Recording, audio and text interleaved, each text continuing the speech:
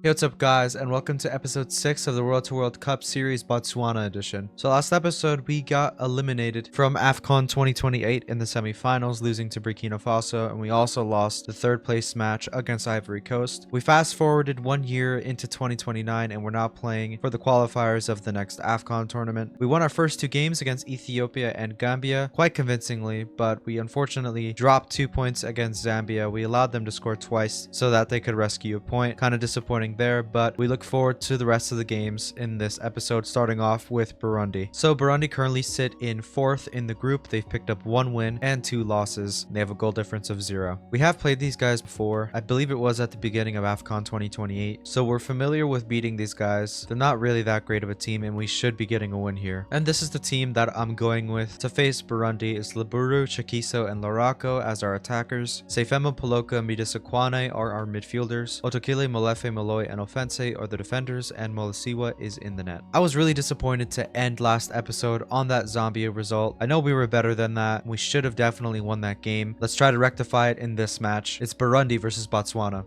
Burundi have kept so much of the ball lately. It's kind of really foreign for us to get possession right now. Boloko. Oh, this is going to work out for us. There's Larako. Oh, it's off of the crossbar and into the back of the net. That goal right there is against the momentum of this match because Burundi have kept the ball so well. We've barely had a sniff, but we have a really good chance here and we've taken it. Fantastic work. Otakile can find Larako. It's a free header, but it's well off target. Seifemo all the way out here to Midisakwane. He's got the time and space to shoot. That is a really bad miss and needs to be on target. Good work here. Here is Seifemo. Here is Larako. That's not on target. It's wide of the post.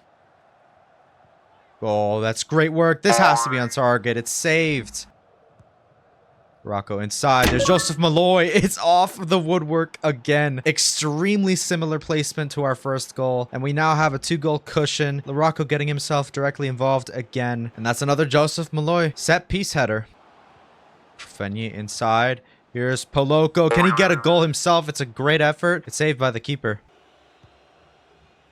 Another Joseph Malloy header. It's the same spot. It does not hit the woodwork. It hits the player. Dude, this guy actually can't stop scoring from these corners. It's a cheat code at this point. It's 3-0 now. Full time here. We take 3 points and 3 goals in Burundi's home stadium. They started off the match really well, keeping possession and keeping the ball away from us. But once we got our goal, they weren't really able to craft any chances for themselves. And we just started piling on the pressure from there. Alright guys, taking a look at our next match, we are facing Sierra Leone at home. They've now taken that 4th spot from Burundi. They've picked up 4 points in 4 games, picking up 1 win, 1 draw, and 2 losses with a -1 goal difference. Taking a look at their team, it looks like they're even worse than Burundi in terms of their overall quality. They are performing a little bit better, but we're not even halfway through the qualifying round, so who knows where they'll end up. All I know is that we are the better team. We need to get the result here, another win. Taking a look at the changes we've made to the starting 11, we're bringing Moyo in at left wing to replace Liburu. We've got Pono coming in at striker to replace Chakiso. And we've also got Owesi coming in to get some game time ahead of Seifemo. It was a great result against Burundi, but we only had about like 36% possession. I would like to control the game a little bit more. I think that's how this team works at its best. So let's try to hit that goal in this match. It's Botswana versus Sierra Leone. Great movement here. Here's Pono. That's a good shot and it's a better save by Sese. Oh, good movement here. Here's Larako. Another... Oh, wow. What's going on? Nope. Great tackle there by Midisakwane. Midisakwane getting involved defensively again. Wesi. Here's Larako. Ooh, that's a great finish. Clinical from our right winger. I was actually going for the other side of the goal. Larako's made the right choice, though. Very good pass here from Owesi. And we found the top corner. Larako scores again. It's 1-0. Joel Moyo over the top here for Pono.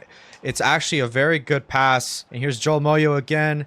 Trying to find someone else. There's Midisakwane. It's a great save by Sese again. Great pass here to Owesi. That is close, but it's off target. Good work here. Here's Larako. He's got pace to burn here. Larako, that has to be a goal. It's in the side netting. The dribbling was perfect. Once he won the ball, you just knew he had the space to operate in. You can't give that to him. He's got a 2nd goal now in this game. Good pass here from Larako.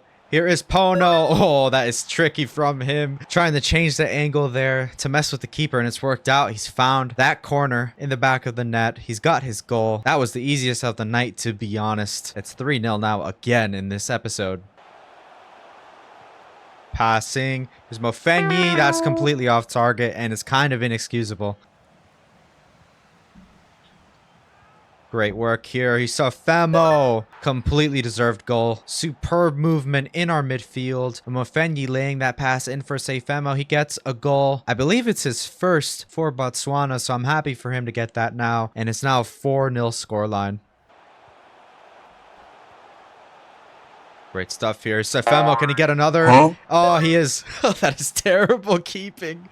What is he doing? The shot is straight at him, and he's let it go right back in the direction of Femo. What a terrible mistake. And now he's got a second on the night as a substitute. The referee has called it, guys. The scoreline is 5-0. A resounding victory. We've come alive in this match. We're scoring so many goals. We're scoring for fun at this point. Larocco is having another great summer, and this team's growth is definitely tangible. Alright guys, taking a look at the group and our next opponents, we are facing Gambia at home. I'm going to go ahead and say that this is the most important match of the entire group. Now that we've played half of the games, Gambia are for sure the next best team in this group besides us, and they're only 3 points behind us despite their goal difference being worse by 17. I would really like to extend the gap between us and second place to at least 6 points for this one. If Ethiopia win their game, it turns into 4 points, but it's still a good gap that we can work with. We need to be getting a good result here against Gambia. We've seen this team last episode, very similar quality to us. I would say on paper they're probably the better team, but we're in very good form right now.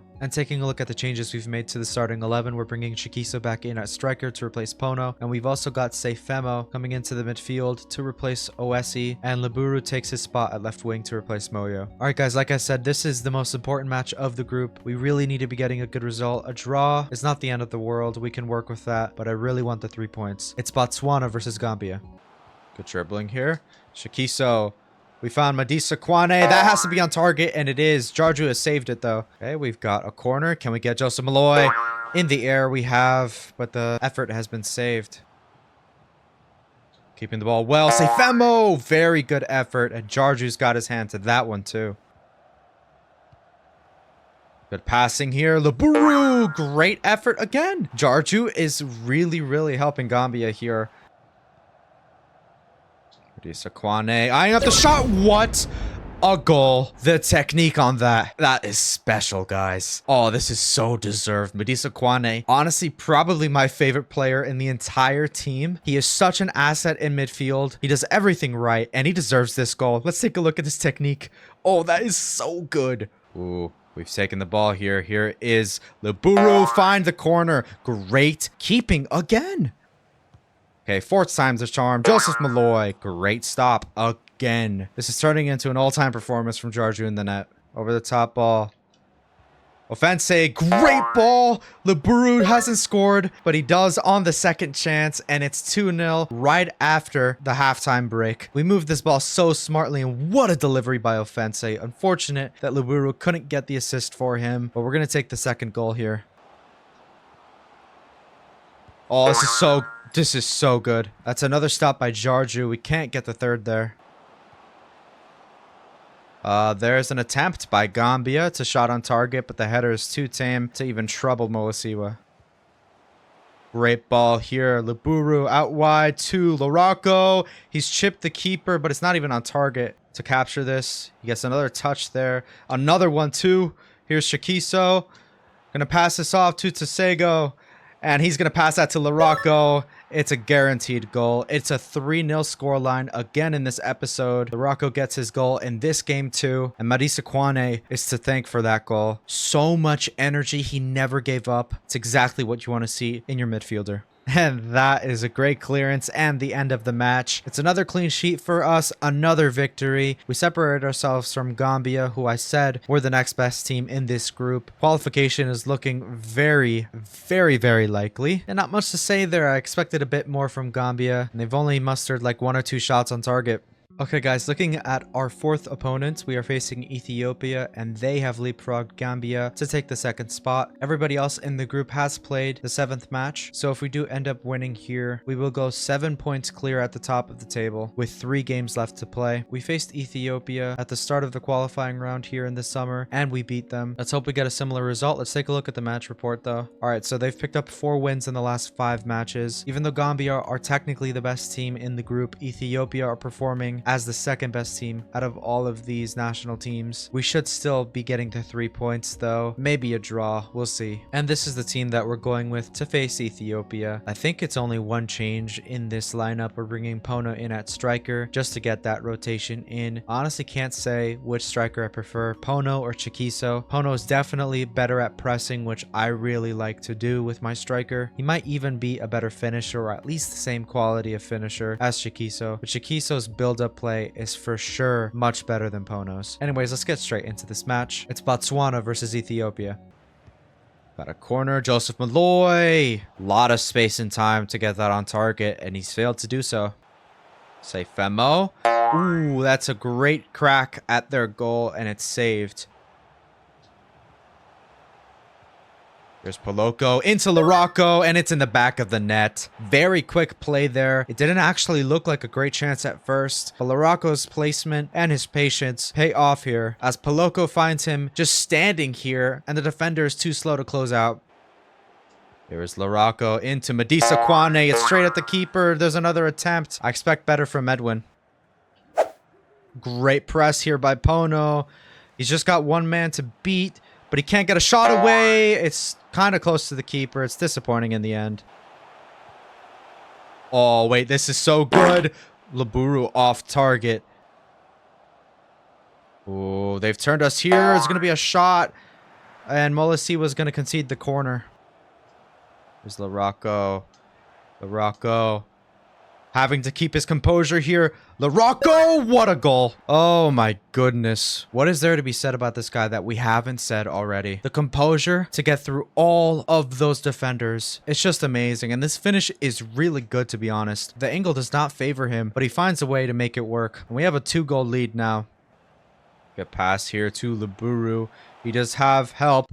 He's going to go over here to Chikiso, goes near post, and it's completely off target. All right, that is the end of the match. It's a 2-0 victory here at home against Ethiopia. Yet again, a team we faced in this episode that have barely troubled us. Our defense could basically be asleep. I mean, they've been so good, but our midfield are bossing things, honestly. Our defenders are in the right position to deal with everything that these teams are throwing at us, and our attackers are on fire right now. It's ideal for Botswana. All right, guys, it's time to take a look at the 5th opponents of this episode. I'm actually looking to simulate this game against Burundi. They are bottom of the group right now. We're currently 15 points ahead of them, and we have a 7-point lead ahead of Ethiopia in 2nd place. So I am actually going to start experimenting with the simulation. And this is the starting lineup we're going with here. We're actually just making one change. We're bringing Chikiso in at striker to replace Pono. Let's just see what result we get here. This is going to be the first simulation we do in a competitive match here at Botswana. And we end up drawing 2-2. Otakile gets a red card, and 2 minutes later, Burundi score an equalizer. Okay, guys, taking a look at the group now. We have a 7-point gap between us and Gambia in 2nd place. So even if we lose the next 2 games and they win the next 2, we're still finishing 1 point ahead. So we can now safely simulate the rest of these qualifier matches. All right, let's see what result we get from this match. And we end up winning 3-1 here. Laburu, Larocco, and Seifemo getting on the score sheet for us. All right, guys, before I simulate this game against Sierra Leone, I just want to take a second to look and appreciate our performance over these last 9 to 10 matches. We haven't lost a single game. We've won 7 games, drawn 2. We've scored 30 goals, which is 18 better than the next best attacking team in this group. And we've also let in 6 goals, which is 6 better than Gambia there in 2nd place. I'm very proud of the boys for this growth. We are so ready for the next AFCON tournament, and I am looking to improve on our last performance and get into the final. Anyways, let's take a look at the changes to the starting 11. We're bringing Moyo in at left wing. We've got Otakile back into the starting lineup after serving his suspension, and we've also got Pono starting at striker. Let's just get into the result. And we end up winning this game game 2, it's Madisa Kwane, Pono, and Moyo getting on the score sheet.